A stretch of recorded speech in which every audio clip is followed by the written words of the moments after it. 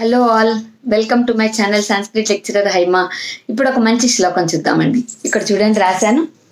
సత్యం బ్రూయాత్ ప్రియం బ్రూయాత్ న బ్రూయాత్ సత్యం అప్రియం ప్రియంచ నానృతం బ్రూయాత్ ఏష ధర్మ సనాతన. సత్యం బ్రూయాత్ అంటే అర్థం ఏంటి? One should speak only the truth. మానవుడు ఎప్పుడు కూడా నిజమే పలకాలి. సత్య హరిశ్చంద్రుడు. వేదాలు మనకేం చెప్తున్నాయి? సత్యం వద, ధర్మం చర, మాతృదేవో భవ, పితృదేవో భవ.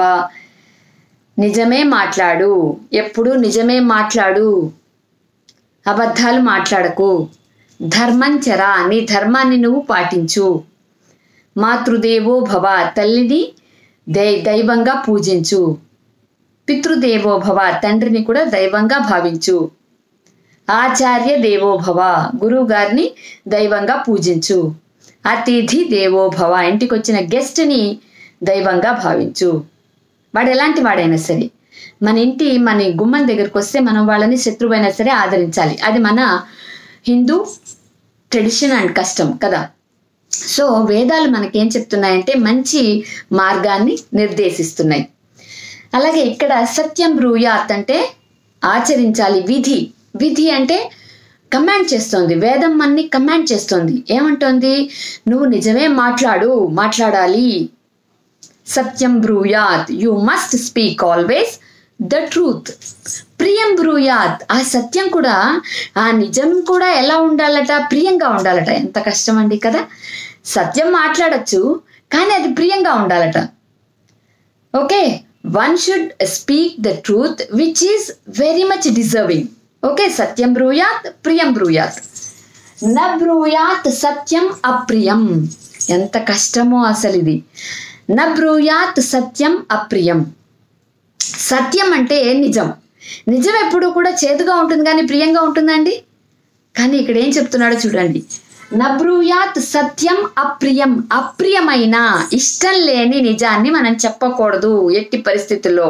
One should not speak the truth which is not at all deserving. ఓకేనండి. సత్యం బ్రూయాత్ ప్రియం బ్రూయాత్. న బ్రూయాత్ సత్యం అప్రియం. అప్రియమైన సత్యాన్ని ఎవ్వడు కూడా పలకకూడదు, మాట్లాడకూడదు. ప్రియంచ నా అనృతం బ్రూయాత్. ప్రియంగా ఉండాలట, కానీ అది అబద్ధపు ప్రియం ఉండకూడదట.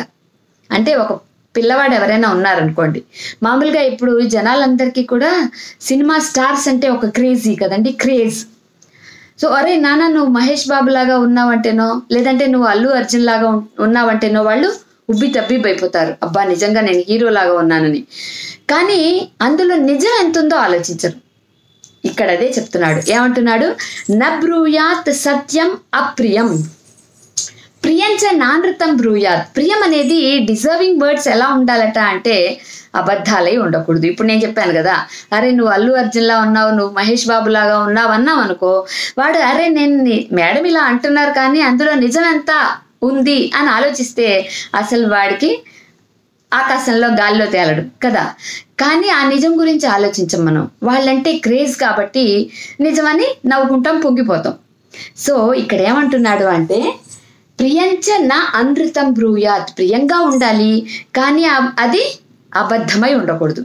నువ్వు మహేష్ బాబు అంటే అది నిజంగా అబద్ధమే కదా. మహేష్ బాబు ఒక్కడే, ఇంకొకడు ఉన్నాడా? లేడు కదా. కానీ వీడు పొంగిపోతాడు. కాబట్టి ప్రియమైనదైనా అబద్ధమై ఉండకూడదు. ప్రియంచ నా అనృతం బ్రూయాత్. అనృతం అంటే అసత్యం.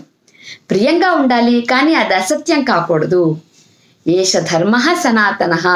ఇది సనాతనమైన ధర్మము. మన పెద్దవాళ్ళు అసిధారా వ్రతము అన్నారు చూడండి. ఇవన్నీ కూడా అసిధారా వ్రతాలు లాంటివి. అంటే కత్తి మీద సాము. కత్తి అంచుల మీద నిలబడి యుద్ధ విద్యలు నేర్చుకోగలమా అండి? అసలు నుంచోగలమా?